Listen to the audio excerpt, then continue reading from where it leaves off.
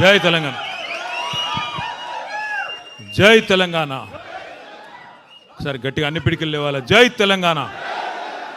గౌరవనీయులు పెద్దలు, మాజీ మంత్రివర్యులు, సనత్ నగర్ శాసనసభ్యులు, హైదరాబాద్ సిటీ ఇన్ఛార్జ్గా పెద్దలు కేసీఆర్ గారు నియమించిన అన్న, ఇప్పటిదాకా ఉత్తేజపూరితంగా ప్రసంగించిన పెద్దలు తలసాని శ్రీనివాస్ యాదవ్ గారికి, గౌరవ శాసన మండలి సభ్యులు, ఖైరతాబాద్ నియోజకవర్గానికి సుపరిచితులు, ఖైరతాబాద్ నియోజకవర్గానికి మెంబర్షిప్ మరియు ఎస్ఐఆర్ కార్యక్రమానికి ఇన్ఛార్జ్గా విచ్చేసిన డాక్టర్ శ్రవణ్ దాసోజు గారు, గౌరవనీయులు సోదరులు కోరుట్ల ఎమ్మెల్యే గారు డాక్టర్ సంజయ్ గారు, గౌరవనీయులు సోదరులు గతంలో సికింద్రాబాద్ పార్లమెంట్ నుంచి పోటీ చేసిన తమ్ముడు తలసాని సాయి కిరణ్ యాదవ్ గారు, తమ్ముడు 2014 నుంచి మరి ఆ ఖైరతాబాద్ నియోజకవర్గంలో ఆ రోజు పార్టీ తరపున అభ్యర్థిగా పోటీ చేయడమే కాకుండా ఉద్యమంలో కూడా క్రియాశీలంగా పనిచేసిన తమ్ముడు మన్నే గోవర్ధన్ రెడ్డి గారు, గౌరవనీయులు TUFIDC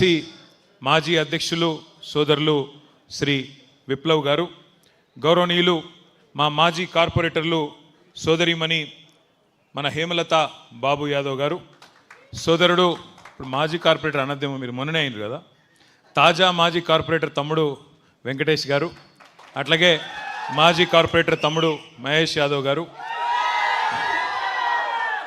అర్థమైంది మొత్తం అర్థమైంది. అట్లాగే మా సోదరి ఉద్యమ బిడ్డ, మొదటి నుంచి సోమాజిగూడలో పంజగుట్టలో పార్టీకి పెద్ద దిక్కుగా ఉండి హైదరాబాద్ జిల్లా లైబ్రరీ చైర్మన్గా పనిచేసిన మా సోదరి శ్రీమతి ప్రసన్న గారు, అట్లాగే సోదరులు శ్రీనివాస్ నాయుడు గారు మన వెంకటేశ్వర కాలనీ, అట్లాగే గతంలో టీడీపీ పార్టీలో కాన్స్టిట్యున్సీ ఇన్ఛార్జ్గా కూడా వారు ఉన్నారు.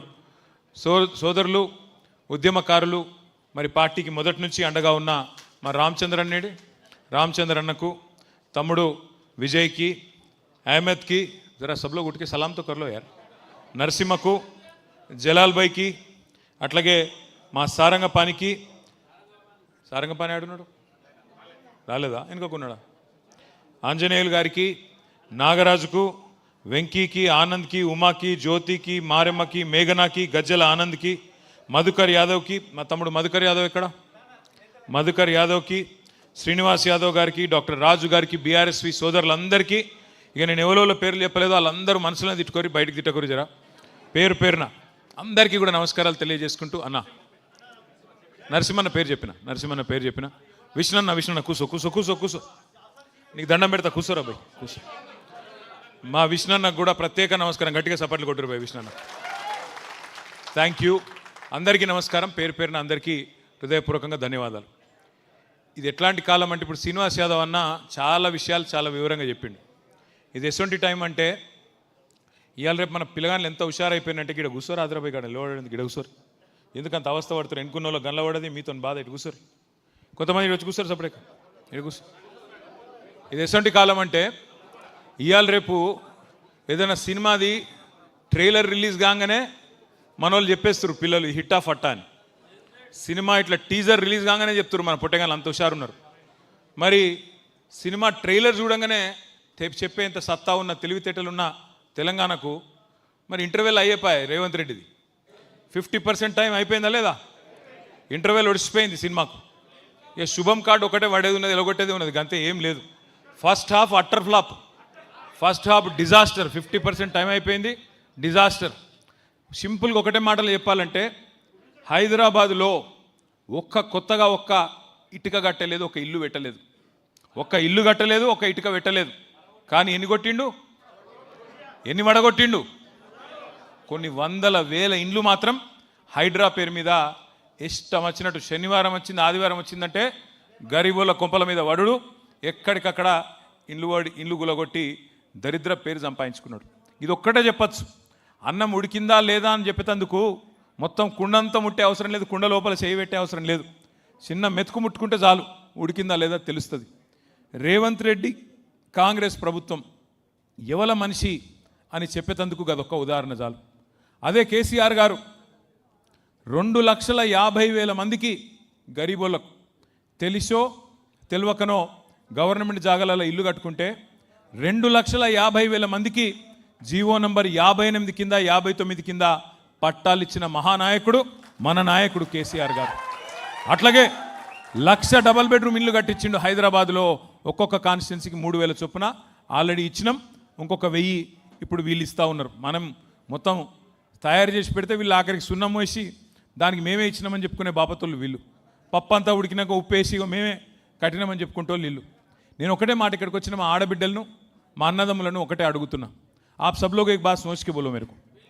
50% टाइम हो गया इनका. 50% టైం ఒడిచిపోయింది రేవంత్ రెడ్డిది. నేను ఒకటే అడుగుతున్నా, మీరు యాద్ చేసుకొని చెప్పండి. ఏమేం మాటలు చెప్పిండు పెద్ద మనుషులకు, పెద్ద మనుషులు ముసలోళ్ళందరికీ, ఒంటరి మహిళలకు కేసీఆర్ సార్ 2,000 ఇస్తే ఈయన ఎంత ఇస్తా అన్నాడు? 4,000 ఇస్తా అన్నాడు. సంవత్సరంలో 12 నెలలు ఉంటాయి. నెలకు 4,000 చొప్పున ఎంత అవుతుంది? 48,000 ఇవ్వాలి. 48,000 అంటే లెక్క కష్టం అవుతుంది. 50 అనుకుందాం. 50 అంటే 5 ఏళ్ళకి ఎంత ఇవ్వాలి? 1,50,000 ఇవ్వాలి. 5 ఏళ్ళకి 1,50,000, 2,50,000. నాకే లెక్కలు రావంటే మీకు అంతకంటే రావే మరి అయ్యా. నాకే లెక్కలు రావు, మీకు అంతకంటే వస్తలేవు. అక్కడ మన ఆడబిడ్డలు సిగ్గుపడతారు. ఈ లెక్కలు కడితే సంసారం చేసినట్టే మీరు. 50,000 సంవత్సరానికి, 5 ఏళ్ళకు 2,50,000 ఇవ్వాలి. మరి 50% టైం అయిపోయింది. ఇప్పటికి ఎంత రావాలి మనకు? అరే మీకు లెక్కలు వచ్చినట్లు లేవు చక్కగా. 1,25,000 రూపాయలు రావాలి ఒక్కొక్క పెద్ద మనిషికి. వచ్చినాయా మరి? ఒక్కళ్ళకన్నా వచ్చినాయా ఈ రాష్ట్రంలో? రాలే. మన పిల్లలకి ఏం చెప్పిండు? 2 ఉద్యోగాలు ఊడగొట్టండి. కేసీఆర్ది కేటీఆర్ది 2 ఉద్యోగాలు ఊడగొడితే మొదటి సంవత్సరంలోనే 2 లక్షల ఉద్యోగాలు ఇస్తానాడు. ఇస్తా అన్నాడా లేదా? రాహుల్ గాంధీ అశోక్ నగర్లో వచ్చి ఛాయ్ తాగుకుంటా పోజులు కొట్టుకుంటా అక్కడ ఉన్న వాళ్ళందరూ నిరుద్యోగులను పిలుచుకొని చెప్పిండు కదా, 2 లక్షల ఉద్యోగాలు మొదటి సంవత్సరం ఇస్తా అన్నాడు. ఇచ్చిండా? ఇప్పటివరకు 4,000 ఉద్యోగాలు కూడా ఇవ్వలే. ఇంకొక మాట చెప్పిండు, ఉద్యోగం లేని పిల్లగాళ్ళందరికీ నెలకు 4,000 రూపాయల నిరుద్యోగ భృతి ఇస్తా అన్నాడు. మరి సంవత్సరానికి ఎంత ఇవ్వాలి? 4,000 నెలకు చొప్పున. మీరు బాగా డల్ ఉన్నారు లెక్కలలో. 50,000, 48,000 రౌండ్ చేస్తే 50,000. 5 ఏళ్ళకి ఎంత అవుతుంది? 2,50,000. మరి సగం టైం అయింది. ఎంత ఇవ్వాలి ఇప్పటికీ? ఒక్కనికన్నా ఇచ్చిండా? ఇక మా ఆడబిడ్డలకు వాగ్దానం చేసిండు. అత్తకు 4,000, కోడలకు 4,000, కోడలకు 2,500. మరి 2,500 నెలకంటే 12 నెలలకు ఎంత అవుతుంది? మీరు బాగా డల్లున్నారా మ్యాథ్స్లో? వీళ్ళందరినీ అన్న లెక్కల పంతులు పెట్టి సిన్న లాభం లేదు వీళ్ళతో. అరే 30,000 రా అయ్యా. 2,500 ఇంటూ 12 అంటే 30,000. హైదరాబాద్ వాళ్ళు నేను తేజ్ ఉన్నారు అనుకున్నాను, ఇది డల్ ఉంటారు అనుకోలే. 30,000. 30,000 అంటే 5 ఏళ్ళకి ఎంత ఇవ్వాలి? 1,50,000 ఇవ్వాలి. ఇప్పటికి ఎంత రావాలి? 75,000 రావాలి. వచ్చినాయి ఎవరికైనా 75,000? నేను ఇవ్వాలి. అందుకే ఖైరతాబాద్ నియోజకవర్గ మా తమ్ముళ్ళు, మా అన్నలు, మా అక్కలు, చెల్లెళ్ళ సమక్షంలో చెప్తున్నా, రేవంత్ రెడ్డి నువ్వు చెప్తున్నావు కదా 1,000,000 మంది మహిళల్ని కోటీశ్వరులు చేస్తా అంటుండు రేవంత్ రెడ్డి. నువ్వు కోటీశ్వరులు చేసుడు దేవుడు ఎరుగు. లక్షాధికారులు చేయరా భయ్, నువ్వు ముందైతే లక్షాధికారులు చేయి. చెప్పినావు కదా ఒక్కొక్కరికి 1,50,000 ఇస్తా అని చెప్పింది కదా ఆడబిడ్డలకు. నువ్వు 1,50,000 రూపాయలు కింద 1,000,000 మంది ఆడబిడ్డలకు ఇస్తే నేను రాజీనామా చేసి పోతా అని చెప్పి రేవంత్ రెడ్డి గారికి నేను చెప్తా ఉన్నాను. నీ బాధ ఏంది? ఆయన బాధల్లో మన పదవులు కావాలనే కదా, మనం ఉండద్దు రాజకీయంలో, మనం పక్కకోవాలనే కదా. నువ్వు 1,000,000 మంది ఆడబిడ్డలకు బాకీతో సహా పోయిన 2.5 సంవత్సరాలు, వచ్చే 2.5 సంవత్సరాలు ఒక్కొక్కలకు 1,50,000 చెప్పున మొత్తం అందరికీ ఆడబిడ్డలకు నేను రాజీనామా చేస్తా. అట్లాగే మా తమ్ముళ్ళకి చెప్పినావు కదా 4,000 రూపాయలు ఇస్తా నిరుద్యోగ భృతి అని. పోయిన 2.5 సంవత్సరాలు, వచ్చే 2.5 సంవత్సరాలు మొత్తం కలిపి 4,000 చొప్పున 40 లక్షల మంది మా తమ్ముళ్లకు, చెల్లెలకి తప్పకుండా రాజకీయమే వదిలేస్తా అని చెప్పి కూడా నేను నీకు విజ్ఞప్తి చేస్తా ఉన్నా. ఎందుకు చెప్తున్నా అంటే, మోచేతికి బెల్లం పెట్టిండు, ఆగం చేసిండు, పోయి కుర్చీలో కూర్చున్నాడు. హైదరాబాదులో, ఖైరతాబాదులో మీరు నమ్మలే హైదరాబాద్లో ఒక్కడు కూడా కాంగ్రెస్ నమ్మలే. ఒక్క సీటు కూడా ఇవ్వలే మీరు కాంగ్రెస్. మీరు ఎవరైనా నాగేందర్ కోటేసినారు? నాగేందర్కి వేయలే, కేసీఆర్కి వేసారు మీరంతా, మాకు తెలుసు. నాగేందర్ని చూసి ఓడెత్తాడు, నాగేందర్ని చూసి ఓటెత్తే మొత్తం నాకేస్తాడు, తెలియదా మనకు? నాకేసిండు అన్నట్టే. అట్లే జరిగింది. కానీ కేసీఆర్ గెలవాలి కదా. ఈయన సక్కటోడు కాకపోయినా కేసీఆర్ గారు ముఖ్యమంత్రి అవుతారు కదా ఎమ్మెల్యే గెలిస్తే అని చెప్పి ఓటేసారు. సరే ఆయన వేయండు, రేవంత్ రెడ్డి సంకల కూర్చున్నాడు, ఇవాళ పెద్ద పెద్ద మాటలు చెప్తున్నాడు. నేను ఒకటే మిమ్మల్ని అందరినీ ప్రార్థించేది, మిమ్మల్ని అందరినీ కోరేది, ఖైరతాబాద్లో 2 సార్లు గులాబీ జెండా ఎగిరేసినాం. 2018లో, 2023లో శ్రీనివాస్ యాదవ్ గారు చెప్పినట్టు మళ్ళీ 2028లో కూడా ఎగిరేద్దామా? పక్కానా? అరే పక్కా అంటే మా లేడీస్ కూడా గట్టిగా చెప్పాలి, పక్కానా? పక్కా అంటే ఏం చేయాలో నేను చెప్తా ఇక. ఎందుకంటే ఇప్పుడు చంద్రునికి కూడా చంద్రగ్రహణం అనేది పడుతుంది ఒకటి, కొద్ది కాలం మబ్బులు వెనుకోపోతాడు చంద్రుడు కూడా.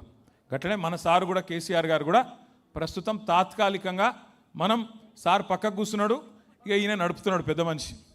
ఇక ఆయన గట్టిగా అడిగినావు అనుకో, సేమ్ ఏమైనా పేరు రేవంత్ రెడ్డి గారు, మరి ఏం సంగతి నువ్వు చెప్తివి కదా, 100 రోజుల్లోనే 6 గ్యారంటీలను నరికితివి కదా, ఏమైంది రేవంత్ రెడ్డి గారు అంటే ఈ మధ్యన కొత్త డైలాగ్ పెట్టుకున్నాడు. ఏమంటుండు, మన ఆదిలాబాద్ పోయి చెప్తున్నాడు, అవునా నాకు తెలియక అడుగుతా, ఎంత పెద్ద కండలు తిరిగిన పహల్వానైనా 3 నెలలనే పిల్లలు పుట్టిస్తాడా? నీవో మాకు తెలియపాయ ఇది, ఏది 3 నెలల్లో పిల్లలు పుట్టారని మాకు తెలియదు, ఇక్కడ లగ్గాలు కాలే పిల్లల్ని కాలే మాకు తెలియదు, పిల్లలు పుట్టరు. నేను ఒకటే అడుగుతున్నా రేవంత్ రెడ్డి గారిని, అయ్యా 3 నెలల్లో పిల్లలు పుట్టరని మాకు కూడా ఎరికే, మా అందరికీ తెలుసు, నీ ఒక్కనికే కాదు. కానీ మరి 30 నెలల్లో కూడా పిల్లలు పుట్టకపోతే నిన్నేమని పిలవాలరా భయ్, నాకు తెలియక అడుగుతున్నా. 3 నెలల్లో పుట్టరు ఓకే, నువ్వే నరుకుతావు కదా 3 నెలల్లో ఇది ఇస్తా అది ఇస్తా అల్లం ఇస్తా బెల్లం ఇస్తా అని. మరి 30 నెలలు ఒడిచిపోయాయి కదా, 100 రోజులు అంటేవి 900 రోజులు ఒడిచిపోయాయి, నువ్వేం చెయ్యకపోతివి. గట్టిగా అడిగినావు అనుకో ఏమన్నా అంటే, ఇంతకుముందు మా అన్నయ్య చెప్పిండు సీనన్న, లాగుల తొండలు ఇడుస్తా, గుడ్లు వీకి గోటిలాడతా, పేగులు తీసి మెడలు వేసుకుంటా. పేగులు మెడలు వేసుకునేది ఏంది నాకు అర్థం కాదు, మన బోటి కొట్టేటోడు కూడా వేసుకోడు, వీడు ముఖ్యమంత్రి. ఈ మాటలు మాట్లాడితే ఏమనాలి చెప్పు, పేగులు మెడలు వేసుకుంటా, ఎవరు వేసుకుంటావు? చూసినాం నిన్న, ఎంత దుర్మార్గుడు అంటే సొంత పార్టీ వాళ్ళనే వెన్నుపోటు ఓడిచిండు. ఆమె ఒక ఆమె ఉండే పాపం పెద్ద మనిషి, మీనాక్షి నటరాజన్ అని, కొద్దిగా నిజాయితీ గల మనిషి, రాహుల్ గాంధీ నమ్మిన బంటు. ఆమెను వీడు లంగున్నాడు, వీడు జర చూడు అని చెప్పి పంపించిండు రాహుల్ గాంధీ. ఆమె కొద్దిగా చూసింది, వీడు భూములు అమ్ముకుంటాడు, కాంట్రాక్ట్లు అమ్ముకుంటాడు, వీడు నిజంగానే లంగున్నాడు అని పోయి రాహుల్ గాంధీకి చెవుదే చెప్పింది. పగబట్టిండు మనోడు, పగబట్టి ఎట్లన్నా చేసి సందు దొరికినప్పుడు చెప్పాలని చెప్పి ఓ దొంగ కేసు పెట్టించిండు హైదరాబాద్లో. ఆమెకు తెలియని కూడా తెలియదు పాపం కేసు ఉందని. ఆమె పోయి ఏం చేసింది, అక్కడెక్కడో మధ్యప్రదేశ్లో ఎలక్షన్, రాజ్యసభ ఎలక్షన్కు నామినేషన్ వేసింది. వీడు ఎంత లంగా అంటే ఆమె మీద పగబట్టిండు కదా, ఈ కేసు ఉన్న విషయం బీజేపీ వాళ్ళకి చెప్పిండు. బీజేపీ వాళ్ళు పోయి ఎలక్షన్ కమిషన్కి షికాయత్ చేసారు. పాపం ఆమెకు రాజ్యసభ రాకుండా చేసిండు ఒక గసంటోడు. అంటే వేరే వాళ్ళకి శటకోపం పెట్టుడు కాదు, సొంత పార్టీ వాళ్ళకి కూడా గుండు కొట్టిండు, శటకోపం పెట్టిన లంగా రేవంత్ రెడ్డి. అందుకే నేను మీకు చెప్పేది, గతంలో కూడా చెప్పినా మళ్ళీ కూడా చెప్తున్నా, ఇసొంటి వాళ్ళని నమ్ముకొని మనం తెలంగాణను ముందుకు తీసుకుపోతామంటే కుక్కతోక పట్టుకొని గోదావరి ఇదినట్టే ఉంటుంది. అది అయ్యే పని కాదు. ఇంకో 2 ఏళ్ళు కాకపోతే భరించాలి. ఏం చేస్తాం, ఒక తప్పుకు శిక్ష 5 ఏళ్ళు, ఒక తప్పుడు నిర్ణయానికి శిక్ష 5 ఏళ్ళు తప్పది. కానీ బాధపడే అవసరం లేదు, భయపడే అవసరం లేదు. మన నాయకుడు కేసీఆర్ గారు బ్రహ్మాండంగా మంచి ప్రణాళికలు రూపొందిస్తూ ఉన్నాడు. మాకు ఆదేశం ఇచ్చిండు, నాకు, శ్రీనివాస్ యాదవ్ గారికి, శ్రవణ్ గారికి. ఇవాళ ఎవరైతే ఎమ్మెల్సీలు ఎమ్మెల్యేలు ఉన్నామో ఒకటే మాట చెప్పిండు కేసీఆర్ గారు. ఏం చెప్పినాడంటే, గుర్తు చేయండి హైదరాబాద్ ప్రజలకి 2014 ముందు ఎట్లుండే కరెంటు పరిస్థితి, ఎంత ఘోరంగా ఉండే కేసీఆర్ రాకముందు ఒక్కసారి యాద్ చేయండి. ఆ రోజుల్లో 2014 ముందు కాంగ్రెస్ ప్రభుత్వం ఉన్నప్పుడు ఎంత ఘోరంగా ఉండే కరెంట్ అంటే, ఎండాకాలం వచ్చిందంటే ఎక్కడ కూడా కనీసం పంక తిరిగే పరిస్థితి లేదు. మధ్యాహ్నం ఓ 10 నిమిషాలు పొద్దంతా పనిచేసి 10 నిమిషాలు కునుకుదిద్దాం పండుకుందాం అంటే కూడా ఇంట్లో పంక తిరగదు. ఇన్వర్టర్ అన్న పెట్టుకోవాలి, లేకపోతే అపార్ట్మెంట్ల కింద జనరేటర్ అని ఉండాలి. ఆ జనరేటర్ డీజిల్ గబ్బుతోనే అపార్ట్మెంట్ అంతా ఆగం కావాలి తప్ప ఆనాడు కరెంటు కూడా దిక్కులేదు హైదరాబాద్లో 2014 ముందు. మనకి ఇళ్ళల్లోనే కాదు, పరిశ్రమలు నడుపుదామంటే కార్మికులు ఎవరైతే పనిచేస్తారో అక్కడ వారానికి 3 రోజులు పరిశ్రమ యజమానులు సెలవు ప్రకటిస్తుండే, హాలిడే ప్రకటిస్తుండే, ఇండస్ట్రియల్ హాలిడే. 3 రోజులు వారంలో, 4 రోజులే పరిశ్రమలు నడిచే పరిస్థితి. అట్లాంటిది కేసీఆర్ గారు వచ్చినాక 6 నెలల లోపలనే 24 గంటల కరెంటు హైదరాబాద్కు మళ్ళీ తిరిగి పరిచయం చేసిన నాయకుడు మన నాయకుడు కేసీఆర్ గారు. అదే స్ఫూర్తితోని మీకు చెప్పమన్నాడు, నాకు శ్రీనివాస్ యాదవ్కు కేసీఆర్ గారు చెప్పినారు. ఏం చెప్పిండు, 24 గంటల కరెంట్ ఎట్లయితే ఇచ్చినామో మళ్ళీ 2028లో తిరిగి వచ్చిన తర్వాత 24 గంటలు మంచినీళ్ళు ఇచ్చే బాధ్యత కూడా మనమే తీసుకుందాం. గులాబీ జెండాని తీసుకుంటుంది. గల్లీ గల్లీకి, ఇంటింటికి 24 గంటల మంచినీళ్ళు కూడా ఇచ్చి చూపెడతామని చెప్పి కూడా నేను విజ్ఞప్తి చేస్తున్నా. 24 గంటల కరెంట్ ఇచ్చిన పార్టీయే రేపు 24 గంటల మంచినీళ్ళు కూడా మీకు ఇచ్చి చూపెడతాం. కేసీఆర్ గారు ఏదైనా పట్టుదలగా తీసుకున్నాడంటే బరాబర్ చేసి తీరుతాడు. రానే రాదన్నారు తెలంగాణ. యాడైతే తెలంగాణ అవుతుందా ఈ బకటాయనతో అన్నారు. వచ్చిందా లేదా ఇవాళ తెలంగాణ? గట్టిగా పట్టుబడితే ఇంపాసిబుల్ అనుకున్న తెలంగాణనే సాధించిన నాయకుడు కేసీఆర్. కరెంటు రాదన్నారు, తెచ్చి చూపెట్టిండు. పరిశ్రమలు పారిపోతాయన్నారు హైదరాబాద్కి వెళ్ళి. ఏం చేసిండు కేసీఆర్ గారు? 3 లక్షలు ఉండే ఉద్యోగాలు ఐటీలో 3,23,000 ఎక్కడికెళ్ళి ఎక్కడ తీసుకుపోయిండు? 10 ఏళ్ళ 3,23,000 వెళ్ళి 10 లక్షల ఉద్యోగాలకు తీసుకుపోయిండు కేసీఆర్ గారు ఐటీ రంగంలో మన పిల్లల కోసం. అట్లాగే ఏం చేసిండు కేసీఆర్ గారు అంటే 1-2 కాదు, కరెంటు మంచిగా చేసిండు. మీ ఖైరతాబాద్లోనే జలమండలి ఆఫీస్ ఉంటుంది. నేను చిన్నప్పటికెళ్ళి నేను కూడా మీ ఖైరతాబాద్లోనే పెరిగిన, ఎర్రమంజిల్లో పెరిగిన. నేను ఆ నిమ్స్ హాస్పిటల్ పక్కకు ఎర్రమంజిల్ కాలనీ క్వార్టర్లు ఉంటాయి, ఎమ్మెల్యే క్వార్టర్లు ఉంటాయి, అందులో పెరిగిన నేను కూడా. ఆ 135 బస్ ఎక్కి పోయేటోని నేను కూడా. ఏదో వెంకటరమణ కాలనీ మీదకి వెళ్ళి ఆనందనగర్ కాలనీ మీదకించి ఖైరతాబాద్ చౌరస్తా మీకు అందులోకెళ్ళి పోయినోని నేను కూడా. 135A అనుకుంటుంది.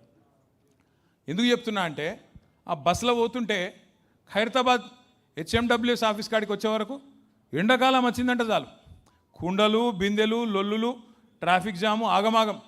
మా షకీలారెడ్డి గారు ఇక్కడే ఉన్నారు, తలుపుతున్నారు ఆమె. అవునని. ఎందుకంటున్నా అంటే 1-2 కాదు, ఇవాళ మొత్తం అన్ని ప్రతిపక్షంలో ఎవరుంటే వాళ్ళు.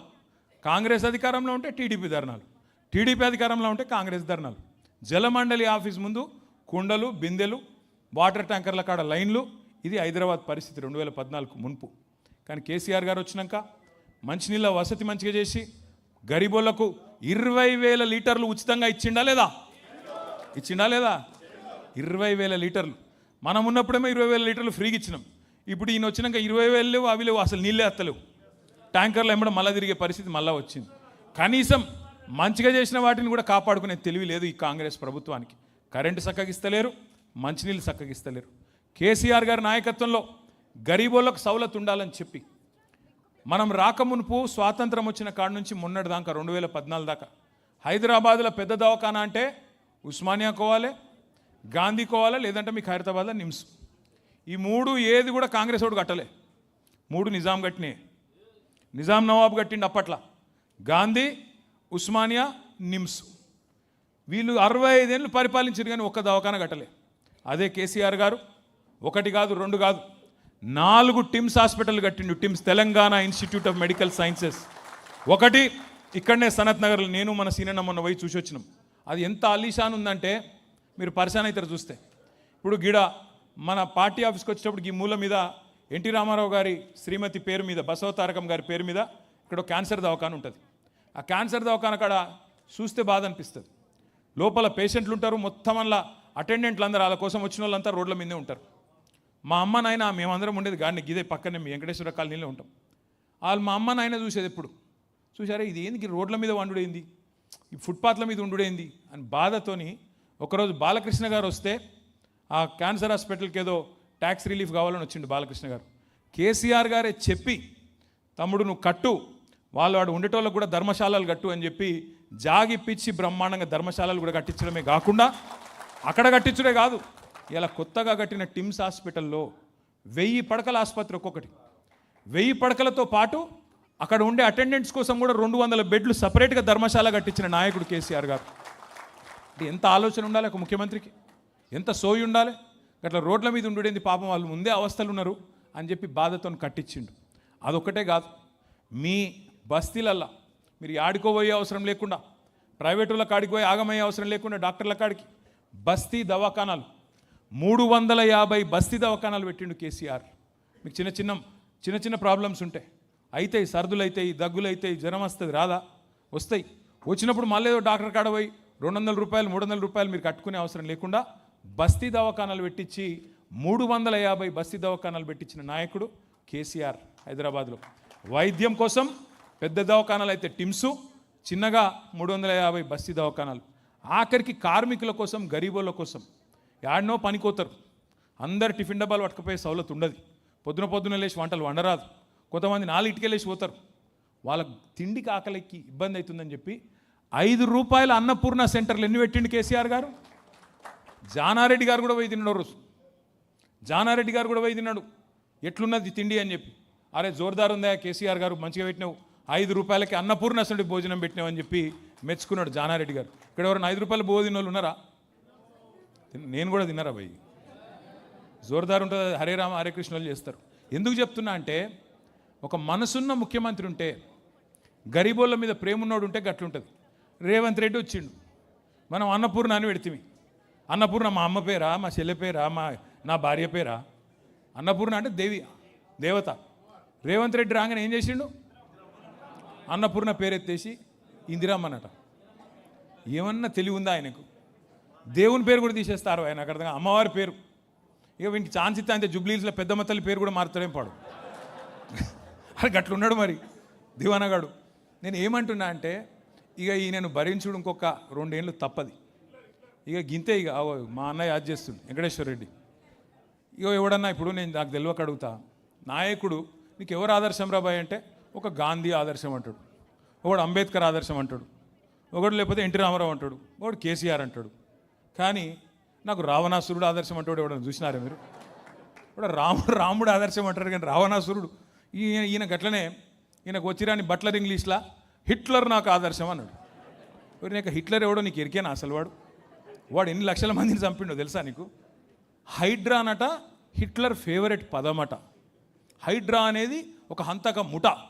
ఆ ముఠాను హైడ్రా కాదా, హిట్లర్ హంతక ముఠాను ఆదర్శంగా తీసుకొని హైడ్రా పెట్టినా అని సిగ్గు లేకుండా ముఖ్యమంత్రి చెప్తుండు. ఇక ఇక్కడ ఇంగ్లీష్ వచ్చిన వాళ్ళకి నేను చెప్తా ఒక మాటలో. ఆయన ఏమన్నాడు Revanth Reddy? I demolished like anything.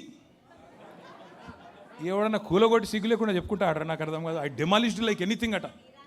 Iran Israel లెక్క తయారైంది మా తెలంగాణ అని చెప్పుకుంటాడు సిగ్గులేనోడు. ఇంతకంటే పిచ్చోని ఏమనాలి? నేను ఏమన్నా తిడదామంటే కూడా నోరు వస్తలేదు నాకు. నేను మీ అందరిని అందుకే దండం పెట్టి చెప్పేది, సరే ఇవాళ దురదృష్టవశాత్తు తెలంగాణకు ఈయన ముఖ్యమంత్రిగా ఉన్నాడు. ఇంకో 2 ఏళ్ళు కాంగ్రెస్ అనే ఈ దరిద్రాన్ని దేశం మొత్తం వదిలించుకున్నారు. కానీ ఈ దరిద్రాన్ని మనోళ్ళు కొంతమంది ఆయనతో నమ్మి నెత్తి మీద రుద్దుకున్నారు. ఇంకో 2 ఏళ్ళు భరించక తప్పదు. కానీ మనం కొన్ని పనులు చేసుకోవచ్చు. ఈ లోపల మన పార్టీని మంచిగా చేసుకోవచ్చు, రిపేర్ చేసుకోవచ్చు. చిన్న చిన్న అల్కలు, చిన్న చిన్న అసంతృప్తులు ఉంటే వాటిని సెట్ చేసుకోవచ్చు. తమ్ముడు మన్నె గోవర్ధన్ రెడ్డి గారు బాగా మాట్లాడిండు. ఏమన్నాడు? కాదు అసలు ముచ్చట చెప్పనీరు, సపట్లు వెళ్ళకూడదు రావు.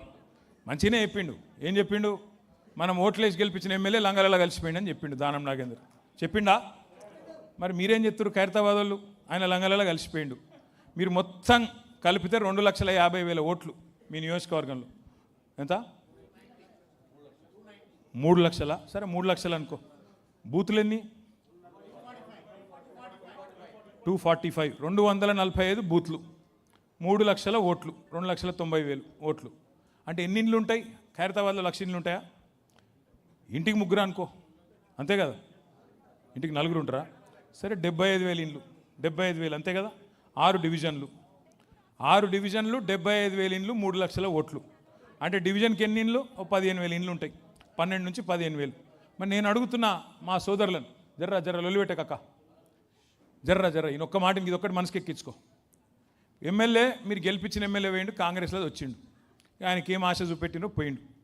మరి నేను అడుగుతున్నా మన పార్టీ నాయకులను, కార్యకర్తలను, ఇంటింటికి పోయి చెప్పాలనా లేదా? మనమే ఇట్లా ఎమ్మెల్యే ఇట్లా గలీజ్ పని చేసిండు, మరి మనం పార్టీని కాపాడుకోవాలి.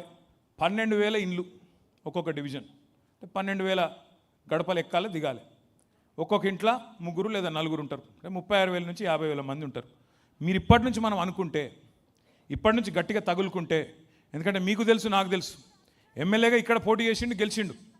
పార్లమెంట్కి ఎక్కడికి వెళ్ళి పోటీ చేసిండు, చేయి గుర్తు మీద చేసిండా లేదా? అది కండువ వేసుకొని తిరిగిండా లేదా? మరి రేపో మాపో పీక్తుందా లేదా? పదవి పోతుందా లేదా? పక్కా జాతా, ज़्यादा वक्त नहीं है, पक्का जाता. खैरताबाद में इलेक्शन बहुत ही जल्द आ जाता, जल्द से जल्द आता. మీరు అందుకే నేను చెప్పేది, దయచేసి ఇప్పటి నుంచే మీరు చాలా చాలా స్పిరిటెడ్గా, చాలా చాలా హుషారుగా, మీరు ఎక్కడికి ఏ డివిజన్కి ఆ డివిజన్ పనిచేయాలని శ్రీనివాస్ యాదవ్ అన్న చెప్తే ఉత్తగానే ఆయనకు పని లేక చెప్పలే, ఇది పెట్టుకొని మనసులో పెట్టుకునే చెప్పిండు. ఆడ ఎలక్షన్ వస్తుంది, మీరు మొత్తం తిరుగుతామంటే నడవది, ఎవరి డివిజన్ వాళ్ళు గట్టిగా చేసుకోండి. ఎందుకు ఇది ఇంపార్టెంటు? ఇప్పుడు మీకు 245 బూత్లు ఉన్నాయి.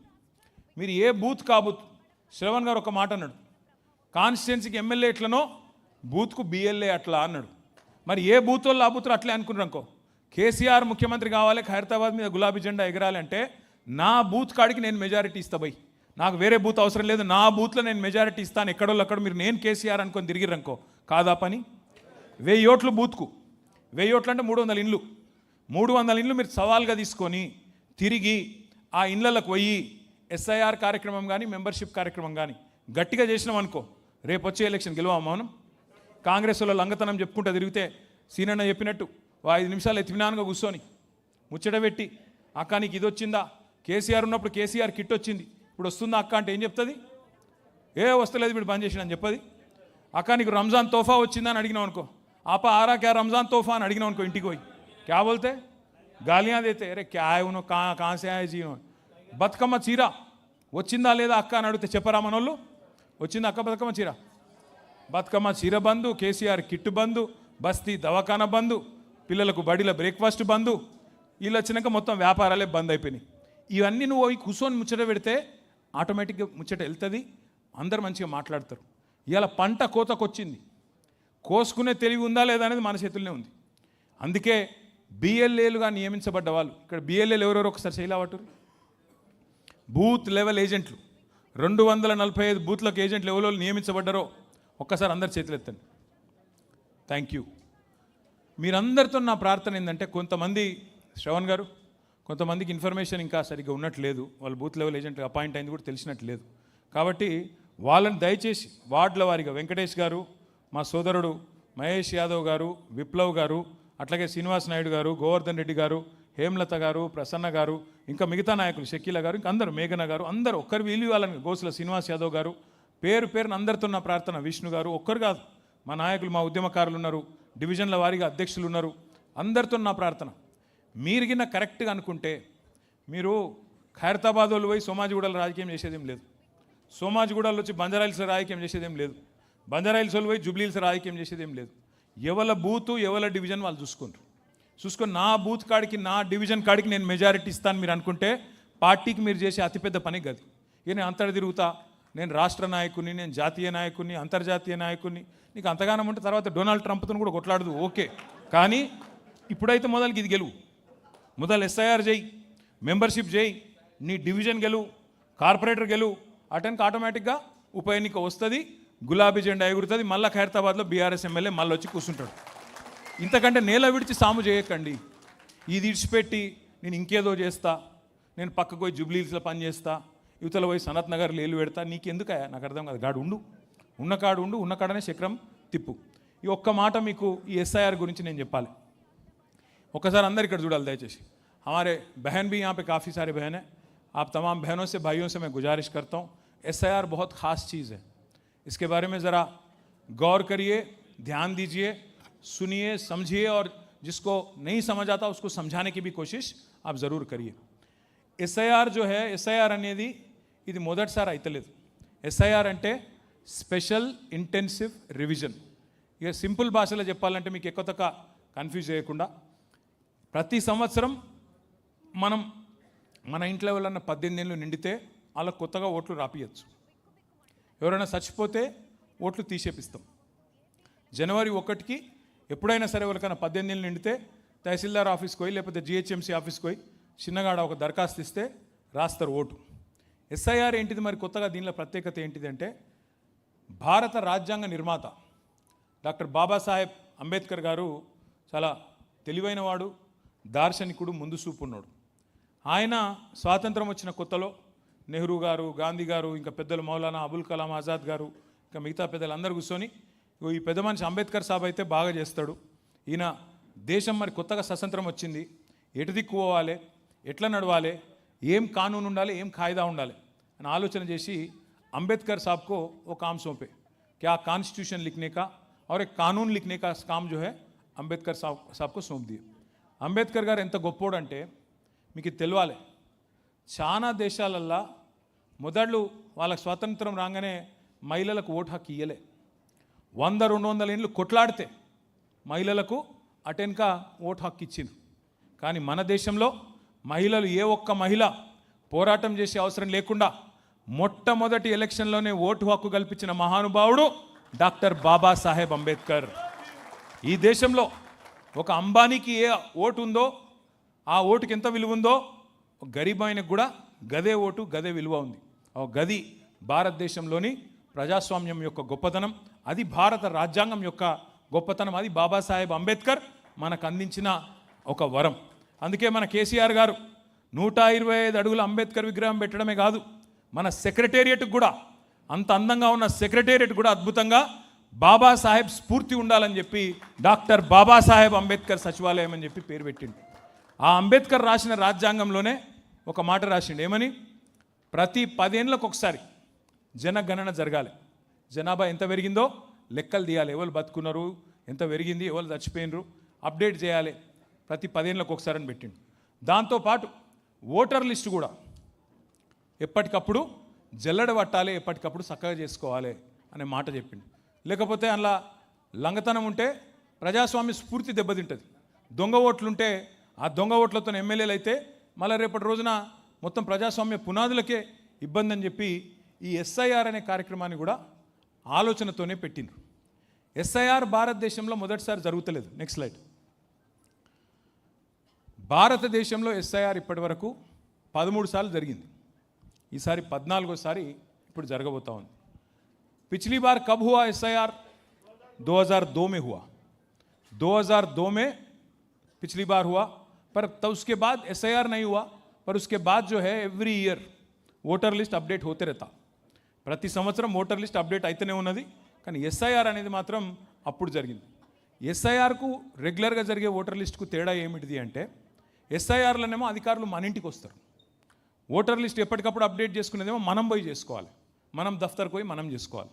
ఇప్పుడేమో అధికారులు మన దగ్గరకు వస్తారు. మరి ఇప్పుడు ఏమవుతుంది అంటే 2002 ఓటర్ లిస్టు ముంగట పెట్టుకుంటారు అధికారులు. అట్లాగే లాస్ట్ మళ్ళీ లేటెస్ట్ ఓటర్ లిస్ట్ ఏంటిది 2025. 2 లిస్టులు ముంగట పెట్టుకుంటారు. ఇప్పుడు ఉదాహరణకి ఎగ్జాంపుల్ చెప్తున్నా, వేరే అనుకోకూరి. ఇగో మా విప్లవ్ భాయ్ ఉన్నాడు. విప్లవ్ భాయ్కి 2 పిల్లలు. ఒకరి పిల్లలు నీకు 2. सो 2002 में विप्लव साहब के बच्चे नहीं थे. 1 मिनट के मान लो, 1 मिनट के लिए मान लो. 2002 में विप्लव भाई के बच्चे अगर है भी तो छोटे थे, उनका वोटर लिस्ट में नाम नहीं था 2002 में. पर शादी हो चुका इनका और इनका मिसेस का वोट है. अब 2025 में वोटर लिस्ट में विप्लव के घर में 2 और लोग दिख रहे. अब इनका काम ये है, मैपिंग करना है इनका. 2002 में विप्लव और उनके मिसेस थे. अब 2025 में 2 और नाम दिख रहे. कौन है वो लोग? बच्चे हैं या बच्चे की बीवी आई, शादी हुआ और కోడలు వచ్చిందా, ఎవరు అని చెప్పి మొట్టమొదలు చేయాల్సింది మ్యాపింగ్ కంప్లీట్ చేయాలి. ఇది మనం కాదు, ఆఫీసర్లే చేస్తారు, వాళ్ళ దఫ్తర్లో చేస్తారు. కానీ ఆ దఫ్తర్లో చేసింది ఇంటికి వచ్చినాక చూసుకుంటారు, మ్యాపింగ్ చూసుకుంటారు. అంటే ఏమిటిది? ఉదాహరణకు విప్లవ్ అన్నకు 2002లో చిన్న పిల్లగాడు ఉండే అనుకోండి. ఇప్పుడు ఆ చిన్న పిల్లగాడు పెద్దోడైండు, ఓటు హక్కు వచ్చింది, ఆయనకు పెళ్లి కూడా అయిందనుకో, ఆయన భార్య కూడా ఉంది. సో ఇప్పుడు ఏం చేయాలి అధికారులు? మీరు మనము ఎన్యూమరేషన్ ఫార్మ్ అనేది ఒకటి నింపాలి. ఏమిటిది? అది చూపెడతా, అది కూడా మీకు నింపి 2002లో విప్లవ్ కుమార్కి ఇగో ఫలానా కొడుకున్నాడు, ఆ కొడుకు ఇప్పుడు ఓటు హక్కు వచ్చిందని చెప్పి చూసి ఆయన విప్లవ్ కొడుకు అని చెప్పి ఫామ్ నింపి సబ్మిట్ చేయాలి. ఇదంతా కూడా సింపుల్ లెక్క, ఇది కాంప్లికేట్ ఏం లేదు, ఇలా కన్ఫ్యూజ్ అయ్యేది ఏం అక్కర్లేదు. 4 పనులు మనం చేసేది. ఒకటి, కొత్త ఓట్లు రాయించాలి. 18 ఏళ్ళు నిండినోళ్ళే ఓట్లు రాయించాలి. దబ్బన మీ ఇంట్లో ఎవరైనా పెళ్ళై కొత్తగా వచ్చిరనుకో, కోడలు పిల్లనో ఇంకొకలో, అల్లుడు వచ్చిండనుకో, అల్లుడు లేదా కోడలు, వాళ్ళ పేరు రాయించాలి. రెండవది, ఎవరైనా చచ్చిపోతే ఓటు తీయించాలి. మూడవది, ఎవరైనా ఖైరతాబాద్లో ఉన్నోళ్ళు ఎల్బీ నగర్ షిఫ్ట్ అయిననుకో, వాళ్ళ ఓటు ఇక్కడికి వెళ్ళి తీసేయించాలి. నాలుగోది, ఎవరైనా వేరే కాడు ఉన్నోళ్ళు ఖైరతాబాద్కి వచ్చిరనుకో, వాళ్ళ ఓటు ఇక్కడ రాయించాలి. అర్థమైంది కదా? జల్లెడ పట్టే కార్యక్రమం ఏం లేదు ఇలా. జల్లెడ పట్టి కొత్తోళ్ళు లెవెలు, చచ్చిపోయిన వాళ్ళు లెవెలు, వీడికి ఖైరతాబాద్కి షిఫ్ట్ అయిన లెవెల్, మీ బస్తీకి ఇంచెల్లి వెళ్ళిపోయిన లెవెల్, ఓటర్ లిస్ట్ కరెక్ట్గా జల్లెడ పట్టి కరెక్ట్గా साफ सीधा చేసుకుంటే यही वोटर लिस्ट आपके लिए कल हैदराबाद कारपोरेशन इलेक्शन में यही रहता, आगे आने वाले बाई इलेक्शन में यही रहता, उसके बाद आने वाला असेंबली इलेक्शन में यही वोटर लिस्ट रहता, उसके बाद आने वाला पार्लियामेंट इलेक्शन में भी यही वोटर लिस्ट रहता. समझ गए ना? అర్థం కానీ ఏం లేదు కదా. అర్థం కాకపోతే మళ్ళీ మీకు చెప్తా. మీ అందరికి పుస్తకాలు ఇచ్చిరా? एक बार दिखा दो मेरे को. ऐसा करो, सब कागज़ ले ला के, ये सब ये जो किताब है इसको ले जाके घर में अलमारी में डाल दो, बंद कर दो, चाबी ला के. वही करते ना, मालूम है मेरे को. युवल చదవరు నాకు ఎరికే, మీరు ఏం చేస్తారో నాకు ఎరికే.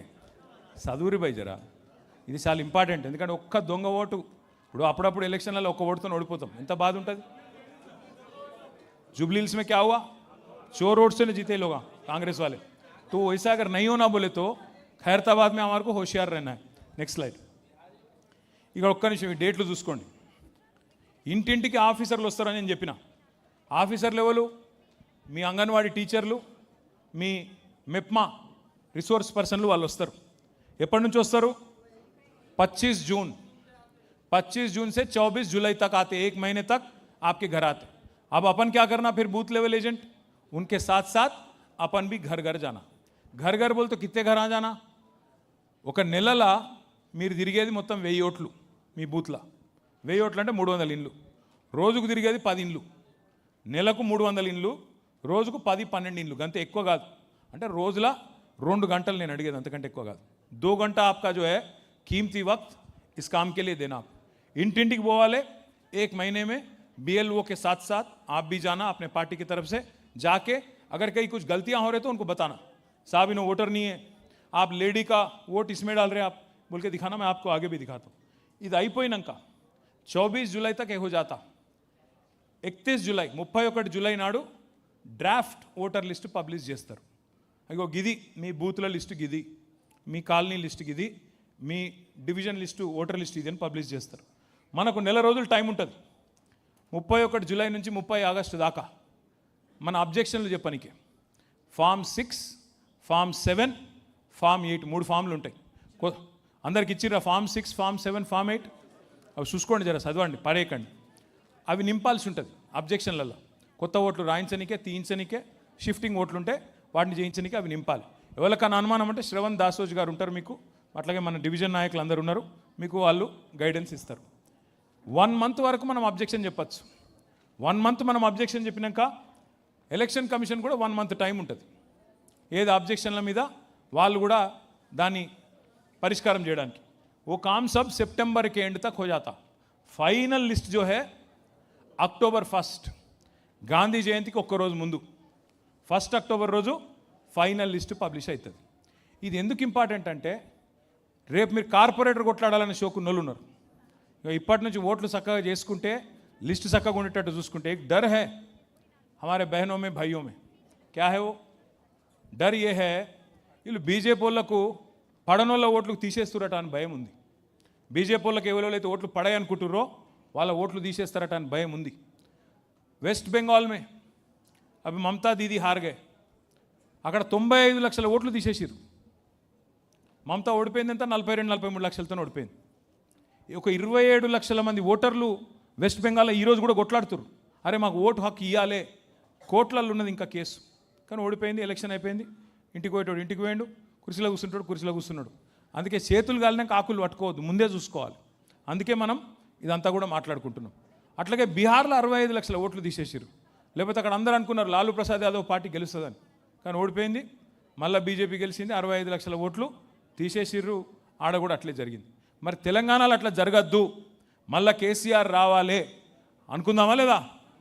కేసీఆర్ రావన్నా వద్దా? రావాలి అంటే 245 బూత్లలో మీరు హోషియారు ఉండాలి. మా ఓటు ఉందా లేదా అనేది మీరు జాగ్రత్తగా చూసుకోవాలి. మీ బూత్లో 1000 ఓట్లు చక్కగా ఉన్నాయా లేవా లెక్క పెట్టుకొని చూసుకోవాలి. నెక్స్ట్, మీరు BLA ఏం చేయాలి? 5 काम करना है आपको. BLO के साथ जाना, उनको थोड़ा कोऑपरेशन देके घर घर ले जाके जिस किसी का भी वोट ऐड करना है उसको ज़रूर वहाँ करवाना है. उसके बाद ఎక్కడన్నా ఫామ్లు నింపేది ఉంటే ఆ ఫామ్ నింపేదానిలో సాయం చేయాలి. 18 ఏళ్ళు నిండిన వాళ్ళు ఉంటే వాళ్ళని కలుపుకోవాలి, రాపియాలి. ఎవరైనా చనిపోయిన వాళ్ళు ఉంటే తీసేపియాలి. నెక్స్ట్, ఇక్కడ నెక్స్ట్ ఇక్కడ చాలా ఇంపార్టెంట్ ఇది ఒకటి.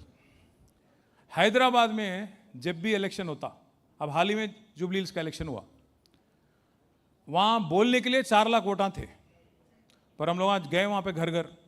हमारे श्रीनिवास यादव साहब गए, श्रवण भाई शेखपेट में थे, संजय वेंगलराव नगर में थे, काम कर रहे थे हम सब लोग. वहाँ गए तो काफ़ी सारे एड्रेस नहीं मिल रहे, काफ़ी सारे वोटर नहीं मिल रहे हमारे को. ఏడవేంద్రా భయ్ అంటే షిఫ్ట్ అయిపోయింది సార్, ఇంట్లో ఉంటుండే వెళ్ళిపోయింది.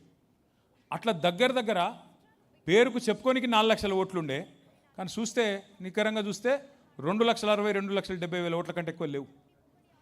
మీ ఖైరతాబాద్లో కూడా మీరు అంటున్నారు 3 లక్షలు ఉంటాయని, కానీ లెక్క తీసి జల్లెడ పడితే 2,22,30,000 కంటే ఎక్కువ ఉండయి, గంతే ఉంటాయి. नहीं रहते रे भाई, वो भी नहीं रहते. मैं वही बोल रहा हूँ, 2,20,000 से ज़्यादा नहीं रहता. ఇక్కడ ఇంపార్టెంట్ పాయింట్ ఏంటంటే ఒకటి ఎగ్జాంపుల్ చూడరు. ఇది ఖైరతా మనం జూబ్లీహిల్స్లో ఏం చేసినాం, మనం కొన్ని డబల్ ఓట్లు దొరకబట్టి సార్ కాంగ్రెస్ వాళ్ళు డబల్ ఓట్లు రాయించారని చెప్పి ఆయనతో ఎలక్షన్ కమిషన్కి పోయి షికాయత్ చేసినాం. इलेक्शन कमीशन वाले क्या बोले, अरे पहले नहीं आना था, अब मैच शुरू हो गया, बीच में और चल रहे, बॉल डाल रहे, बैटिंग कर रहे, अब बीच में आए तो कैसा नहीं चलता, आप जाओ बोल के भेज दिए. कोर्ट को गए हम लोग, कोर्ट वाले भी बोले अरे इलेक्शन शुरू हो गया ना, अभी कुछ नहीं कर सकते बोले. तो इसलिए बोल रहा हूँ, यहाँ देखो आप, जुबली हिल्स में एक लड़की है लावण्या, उसका हस्बैंड का नाम है श्रीनिवास, उसके नाम पे कितने वोट है, 5 वोट है. 5 वोट, 2 जुबली हिल्स में है, एक मशीराबाद में है, एक अंबरपेट में है, एक आपके खैरताबाद में भी है. अब ये लावण्या कौन है अपने को पकड़ने का है. अरे कहाँ है इन्हों, एक्चुअल लावण्या कौन है, खैरताबाद में रहते इन्हों, अंबरपेट में रहते, मशीराबाद में रहते कि जुबली हिल्स में रहते. ఏమైతుంది మీకు తెలియంది కాదు, డూప్లికేట్ ఓట్లు ఒక 4 రకాలు ఉంటాయి. ఖైరతాబాద్లో ఒక ఓటు ఉండొచ్చు, ఆనంద్ నగర్ కాలనీలో ఒక ఓటు ఉండొచ్చు, చింతల్ బస్తీలు ఉండొచ్చు, లేకపోతే ఇంకో ఓటు సేమ్ కాన్స్టిట్యున్సీలా ఇవతల దిక్కు జూబ్లీ హిల్స్లో ఫిలిం నగర్లో కూడా ఉండొచ్చు, మీ ఇటు జూబ్లీ హిల్స్ డివిజన్లో. ఇంకోటి పార్లమెంట్ లోపలనే అంబర్పేటలో ఓటు ఉంది, మషీరాబాద్లో ఉంది, జూబ్లీ హిల్స్లో ఉంది, ఖైరతాబాద్లో ఉంది. ఒకటే పార్లమెంట్లో 5 ఓట్లు ఉన్నాయి. అట్లాగే కొంతమందికి తెలంగాణలో ఒక ఓటు ఉంటుంది, ఆంధ్రాలో ఇంకొక ఓటు ఉంటుంది. ఇప్పుడు మా సిరిసిల్లలో చాలామందికి షోలాపూర్ భివాండితో చుట్టాలు ఉంటారు, మా పద్మశాలి సోదరులు ఉంటారు మా దగ్గర ఎక్కువ టౌన్లో. షోలాపూర్లో ఒక ఓటు ఉంటుంది, భివాండిలో ఒకటి ఉంటుంది, సిరిసిల్లలో ఒకటి ఉంటుంది. అట్లాగే ఇట్లా 4 రకాల ఓట్లు, కాన్స్టిట్యున్సీలో 2 ఓట్లు ఉండొచ్చు, పార్లమెంట్ సికింద్రాబాద్ పార్లమెంట్లో 2 ఓట్లు ఉండొచ్చు, 2 కంటే ఎక్కువ ఉండొచ్చు. తెలంగాణ లోపల ఒకటి సూర్యాపేటలో ఉండొచ్చు, ఒకటి ఖైరతాబాద్లో ఉండొచ్చు, ఊర్లో ఉండొచ్చు, ఒకటి ఇక్కడ ఉండొచ్చు, అట్లా కూడా ఉండొచ్చు. ఇప్పుడు ఏమవుతుంది ఈ ప్రోగ్రామ్తోనంటే, జల్లెడ పడితే ఒకటే ఓటు, ఒక మనిషికి ఒకటే ఓటు ఉండాలి. Last slide. ఇక మీకు 2 పుస్తకాలు ఇచ్చారు, ఒకటి హ్యాండ్ బుక్, ఇంకోటి వర్క్ బుక్. మీ అందరికీ ఏం చేస్తామంటే, మీ శ్రవణ్ అన్నకు, అట్లాగే మీ డివిజన్ ఇన్ఛార్జ్లందరికీ, గోవర్ధన్కు, మా విప్లవ్ అన్నకు, మా మహేష్ అన్నకు, వెంకటేష్కు, బాబు యాదవ్ అన్నకు, మా హేమలతకు, ప్రసన్నకు, అందరికీ, సీనన్నకు, అందరికీ ఏమి ఇస్తామంటే, ఎవరోళ్ళకైతే డూప్లికేట్ ఓట్లని డౌట్ ఉన్నాయో మనకు, డివిజన్ల వారీగా, బూత్ల వారీగా మీకు ఆ లిస్ట్ ఇస్తాం. మీరేం చేయాలి, ఒక లిస్ట్ పట్టుకొని ఇట్లా పోవాలి. ఇగో గీన, నేను పేరేంది భయ్ కనబడుతుంది, తేజ గొట్టి ముక్కల అని చెప్పి ఆయన పక్కన మీరు చూసుకోవాలి. మరి ఈయన ఫామ్ నింపిర్రా, ఎన్యూమరేషన్ ఫామ్ నింపినరా, ఓటర్ మ్యాపింగ్ అయిందా లేదా చూసుకోవాలి, టిక్ పెట్టుకొని 1000 ఓట్లు. నేను అడిగేది ఎక్కువ కాదు మిమ్మల్ని పని, రోజుకు 10-12 ఇండ్లు మీరు తిరిగేది, నెల రోజుల ప్రోగ్రాం. పార్టీ కోసం రోజుకు 2 గంటలు టైం ఇయ్యండి. ఖైరతాబాద్లో మొత్తం జల్లెడ పడితే పర్ఫెక్ట్గా పని అవుతుంది. మంచిగా రేపటి రోజున లిస్టు మంచిగా అవుతుంది. మంచిగా ఎప్పుడు ఎలక్షన్ వచ్చినా బ్రహ్మాండమైన మెజారిటీతో మనం గెలిచే అవకాశం ఉంటుంది. Last slide. ఇగో అస్సలు మొత్తం కథకి ఇది.